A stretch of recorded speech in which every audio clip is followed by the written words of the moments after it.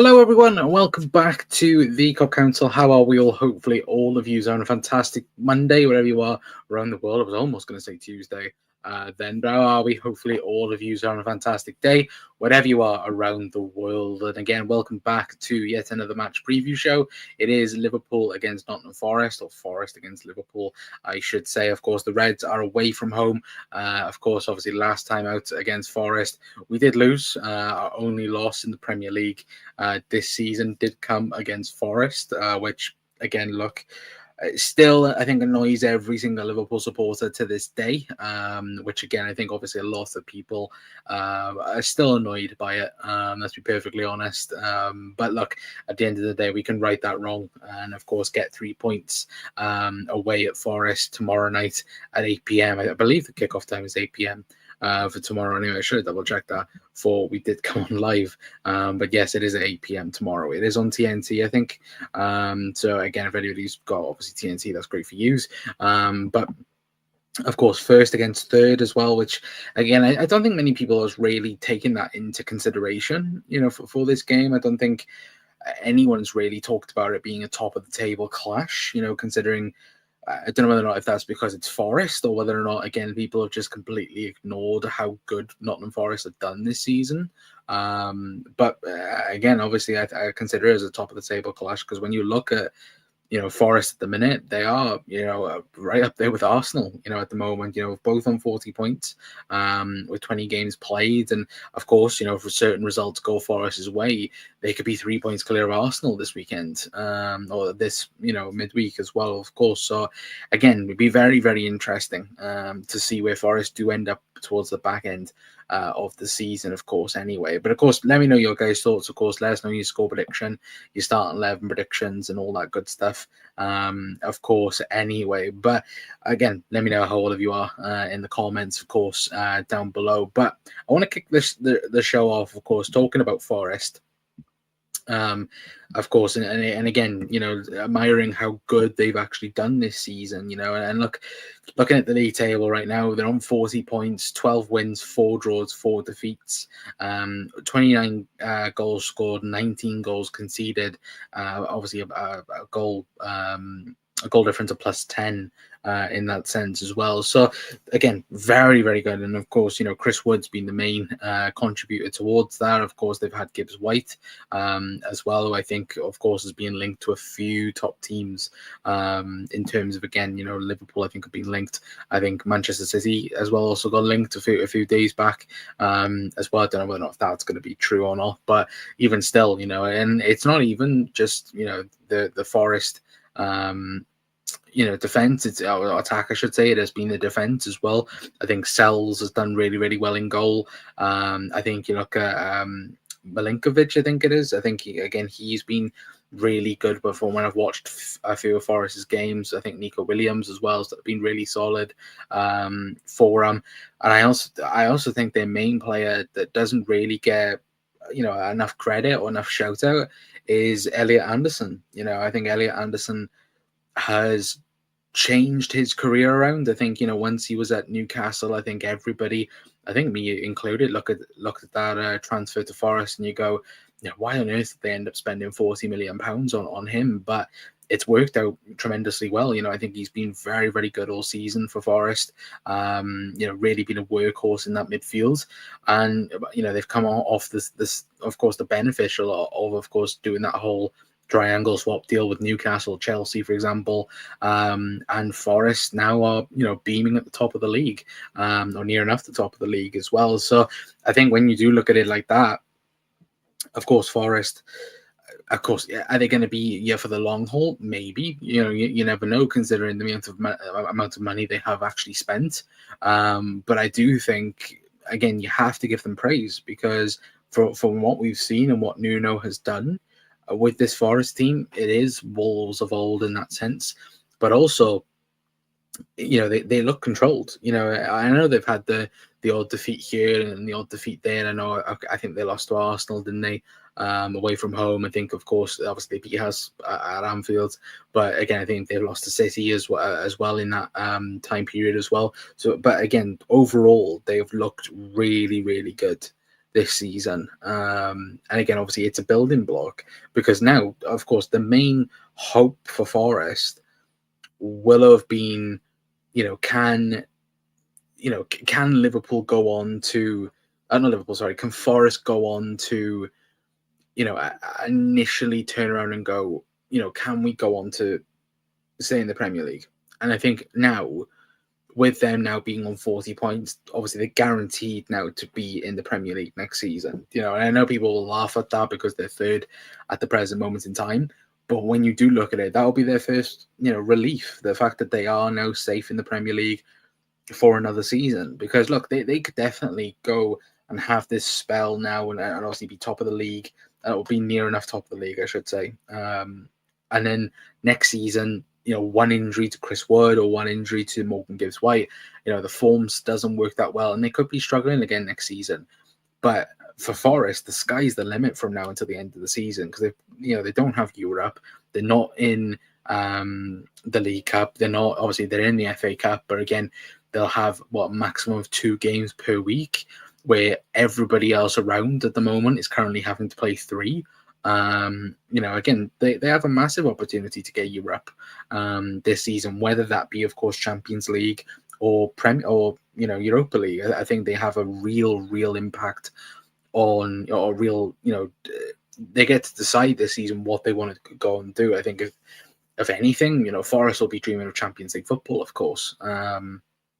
And of course, if they end up doing that, then that would be amazing, to be fair as well. But Damo says, can see it being a very tight game. Nuno's got a hold of the Forest squad and has them playing to their strengths. It's a very controlled and disciplined style.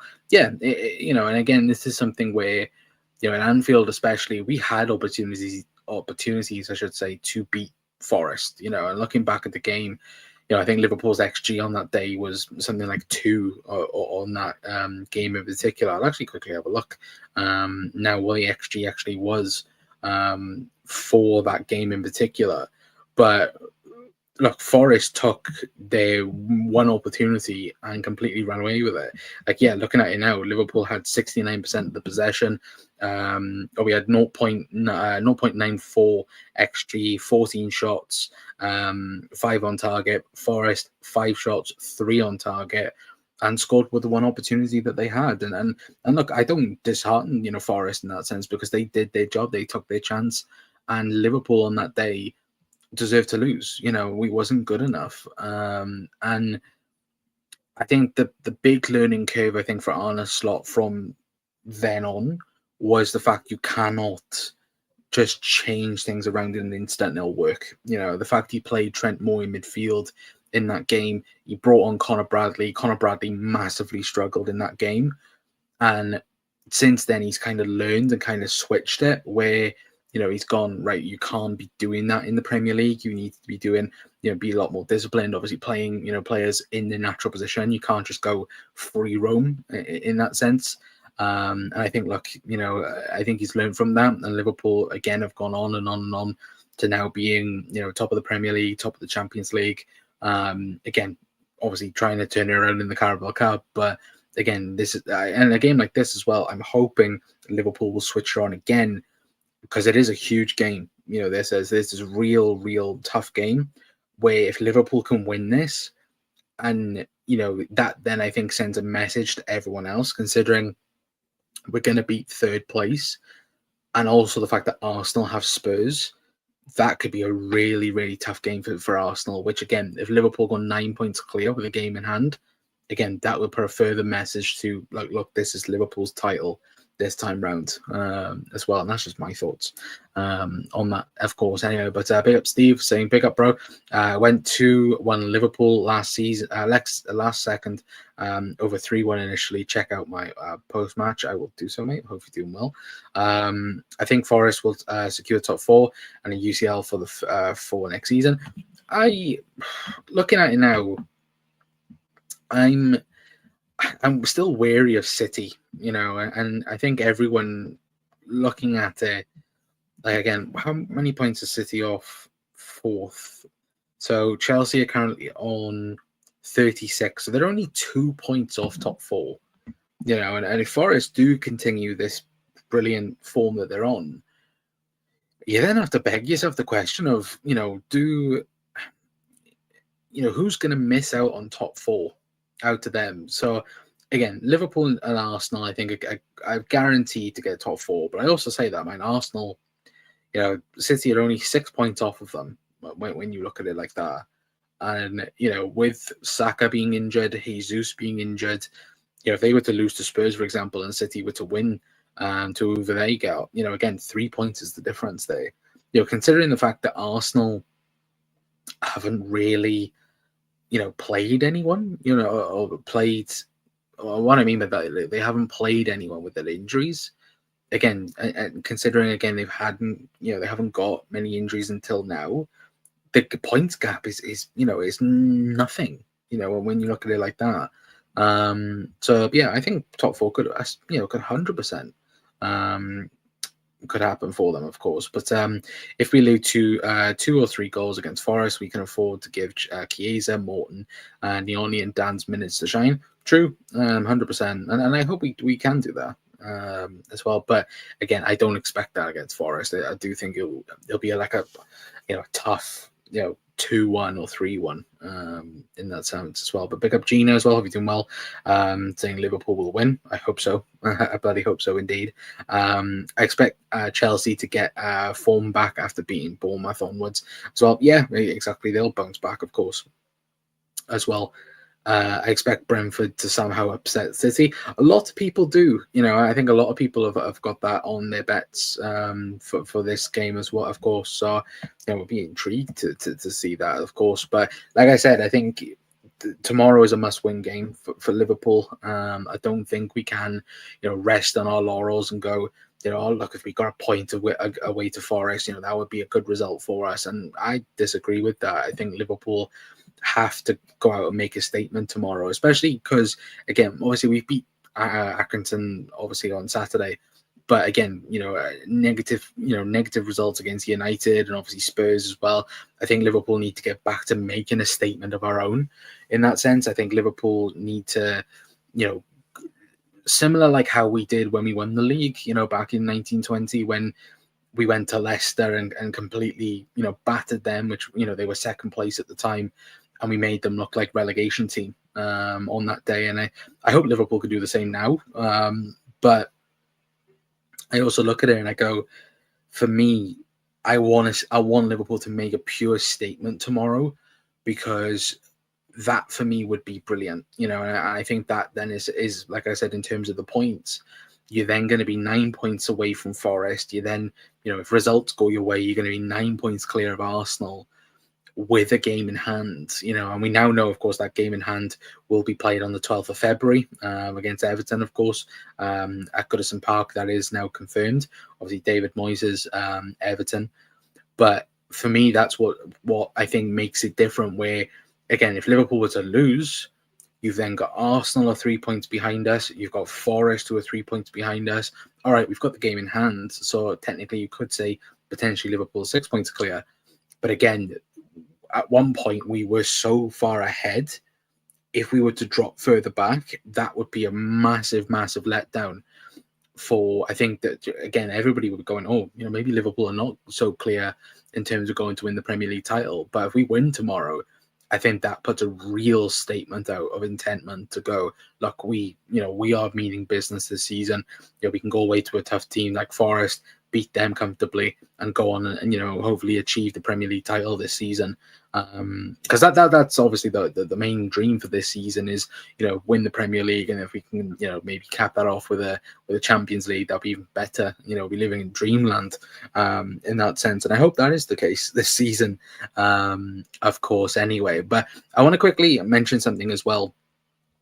For you guys, there will be a video out tomorrow at 4 p.m. I might be even a bit earlier. It might be 2-3 p.m. Tomorrow. Of course, you guys might have already seen on social media about obviously Liverpool looking at Greek forward. This is, of course, obviously a bit of a spoiler for you guys, but this is, of course, the thumbnail for tomorrow. We're going to be talking, of course, about Stefano Zimas, I think his name is. We're going to be talking briefly about him in a show tomorrow. It's not going to be live; it's pre-recorded already. But I'm just briefly talking about him and realistically getting your guys' thoughts on him, of course. But that is tomorrow at 4 p.m. So it might be 4 p.m. Actually, to be fair, it might be even a bit earlier. It might be 2 p.m. That we release it. So again, make sure you are tuned in for that. We'll be premiering on YouTube as it normally does anyway. But of course, make sure you are staying tuned for that anyway. But again, let me know your score predictions as well. Let me know your start 11 predictions in the comments as well down below. And as you know, as Steve says, but I expect Brentford to somehow upset City. I read that one out. Apologies, but yeah, no, I fully do as well. I think City.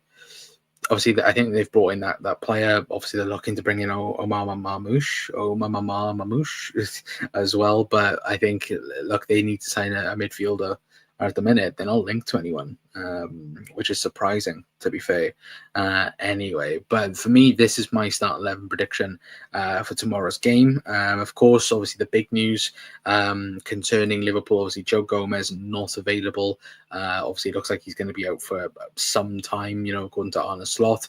And of course, no Darwin Núñez either, because he is suspended for the game tomorrow. Obviously, picked up so many yellow cards. Obviously, Liverpool not through the halfway point of the league as of yet. So, of course, he is suspended for a game, which, of course, is typical Darwin Núñez in that sense anyway. But, look, that's my start 11 prediction for tomorrow. I've gone for Alisson in goal. I've gone Trent Alexander-Arnold, Ibu Konate to play alongside Virgil van Dijk. I've gone Andy Robertson, midfield 3 of Gravenberch, McAllister, and Dom Szoboszlai, because we have massively missed Dom Szoboszlai in the midfield over the last 2 or 3 games. Of course, obviously, against Accrington, of course, played 45 minutes, was taken off, and of course, I do expect him to start against Forest. I 100% expect that. And then the front 3, I think the front 3 is definitely a one for conversation. I think Salah writes himself into it, of course. And then the other 2 positions, I think, Cody Gakpo has been probably the best on the left this season for Liverpool. But then it's that middle spot, again, is it Luis Diaz? Is it Diogo Jota? As you can see there, I've gone for Diogo Jota myself. I think, of course, obviously him playing against Accrington on Saturday, I do think, again, I think he will keep his spot in the team. I really do think that. But again, I wouldn't be surprised if Luis Diaz starts and then we bring on, we do bring on Jota. But again, obviously, you could even bring on a Chiesa now, who is finally fit, and of course got his first goal on the weekend, which is great. But of course, Liverpool, again, we need a performance tomorrow. We need to go and get those 3 points. And look, I think every single person will be hoping and praying that the Reds can do that, of course, anyway. But Gina's gone 3-0. Love the optimism. Absolutely love it. Damo says, it's starting to look a lot like Zimas. I like that, to be fair. But no, we're going to talk about him tomorrow. Obviously, I did speak about him earlier in a video, but yeah, no, we're going to talk about it tomorrow, of course, obviously on the channel, so make sure you are tuned in. It is like I said, I've given you a preview, but that's the thumbnail for tomorrow, so make sure you are tuned in to it, of course, anyway. So that's a little bit of a preview for you guys watching right now. So again, that's tomorrow. Of course, it won't be later, of course, like I said, 2 p.m. Obviously, I'm editing it now, and then, of course, it should be up later on, of course, anyway. But I think looking again tomorrow, again, obviously, their biggest threat is the counter-attack.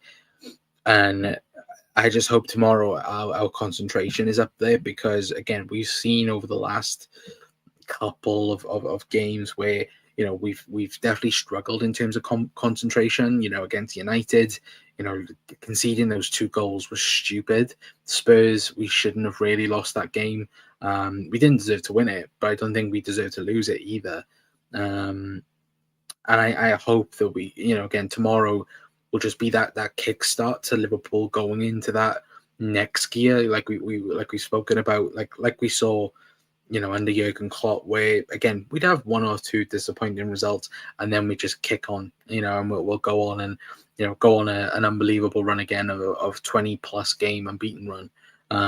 Hopefully, of course, anyway. But Mark says, I feel we need to step up now and have a dominating win. Yeah, 100% would agree with you, Mark. I think Liverpool, we need to do, what we did to Leicester, back, in 1920, where we decimated them, didn't we? We didn't take no prisoners on that day. We literally battered them, from pillar to post, and that's what we need to do again. Simple as, we need to go on. Sorry, chat. Oh, there. We need to go on and we need to beat them, and just put in a proper performance. Go into the game and just completely be the better team. Because again, we know the type of game Forest are gonna do. They're gonna try and again annoy Liverpool, and they're gonna again go low block and counter attack. And that is something that Liverpool have struggled with this season. And continue to struggle with. But again, how do you beat that? Do you beat them with the with the fullbacks? Do you beat them with the midfields? I think tomorrow Szoboszlai will be huge in that midfield for Liverpool.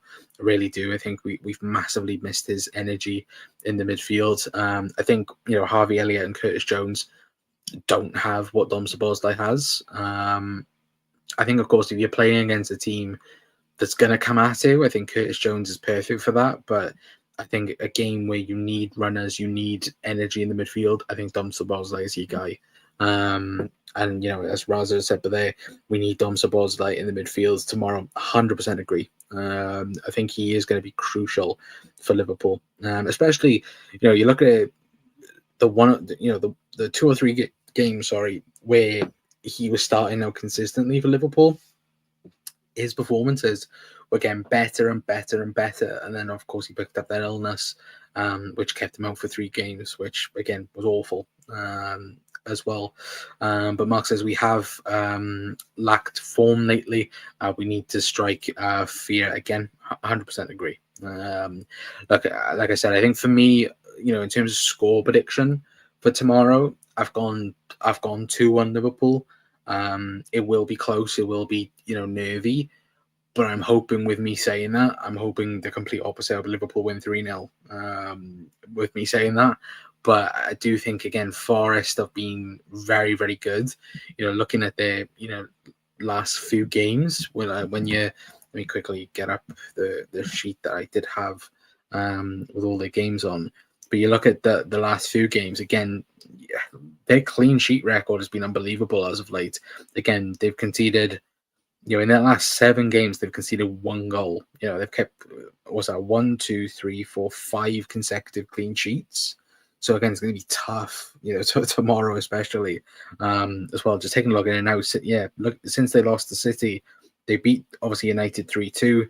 They beat Villa 2-1, but then a 2-0 win against Brentford, a 1-0 win against Spurs, 2-0 against Everton, 3-0 against Wolves, and 2-0 against Luton as well. So they've been very consistent as of late, of course.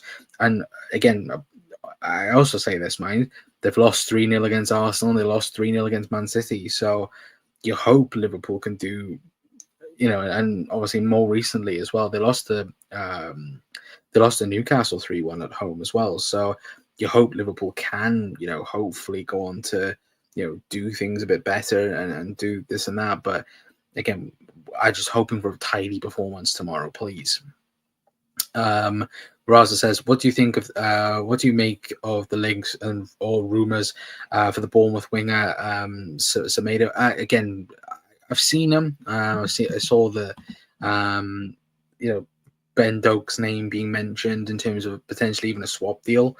I think it's January, and I think it's you get mad rumours, in January. I don't think Liverpool are going to go in for him, especially rumored price of like 50 million. There's no way he's worth 50 million. Even if Ben Doak is being used as a bargaining chip for that, for a reason, I just don't see Liverpool doing a deal in that aspect. As Semedo, done a really good job for Bournemouth, this season. Absolutely, he has done. But again, I just don't think. For me, I don't think they're Liverpool quality. But again, I could be completely wrong, and I'd be gladly wrong. But is he somebody that Liverpool are going to look at? Possibly. Again, they like to make signings like that, like a Jota, for example. Jota wasn't on everybody's radar, and then Liverpool go on to sign Jota, and we all know the rest there with Jota.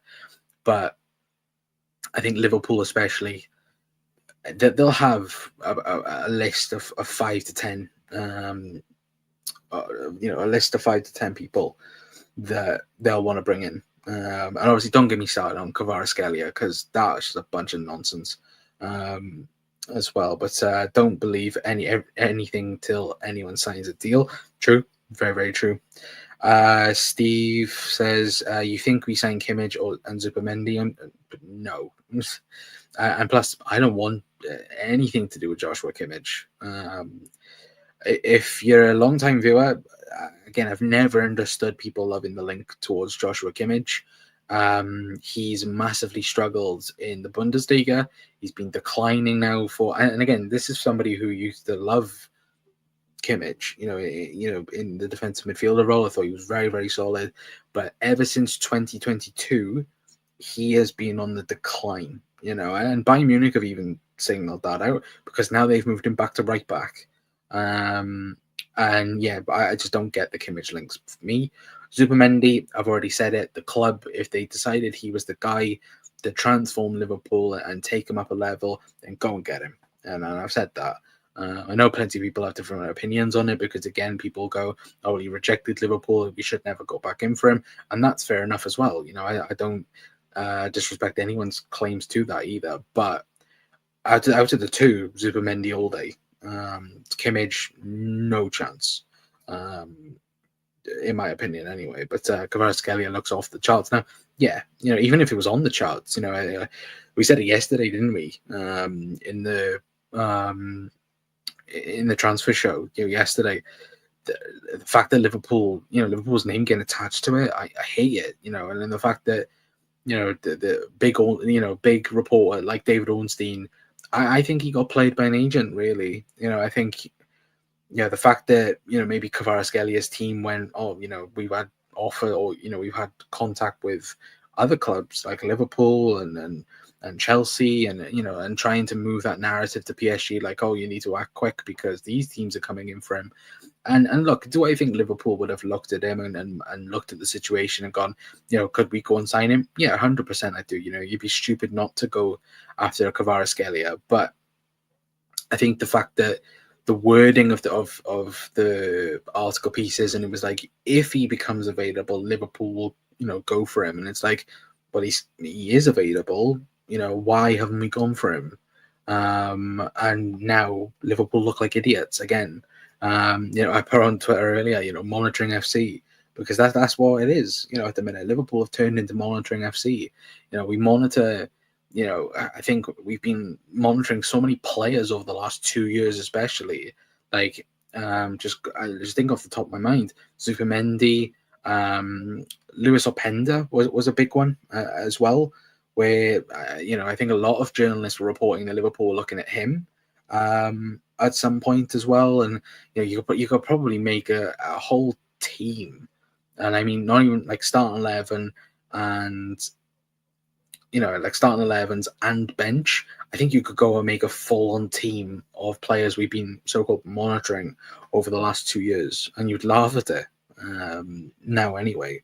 But Mark says, I'm losing faith in some of these so-called leaks. Yeah, absolutely. Like, you look at Joyce and Ornstein are set to be the two most reliable people in terms of news, for Liverpool. and they are, and everybody thinks this.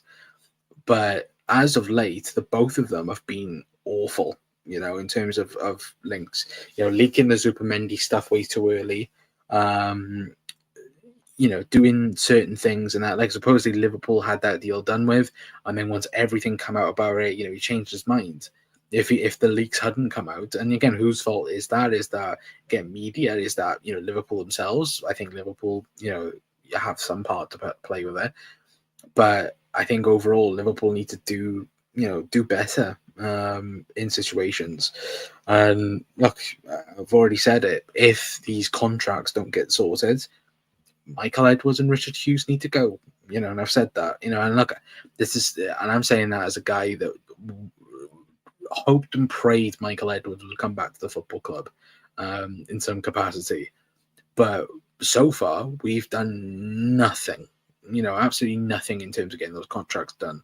And if we end up losing all three, that's going to be World War III. I think for many Liverpool supporters, and rightfully so, because they are currently the three best in the world in that position. Trent right back, Virgil van Dijk centre half, and Mo Salah is currently the best footballer in world football. In my opinion, I think a lot of other people's opinion as well. But Steve says, I'd rather get Marcus Llorente or Frimpong. I wouldn't want Frimpong myself. I think he's more suited with somebody like a Man United due to the fullbacks, because they're more like wing backs in there. They're not necessarily right backs. But Llorente is a good shout, to be fair. Why we're not linked to Gyökeres or Osimhen, don't want them myself.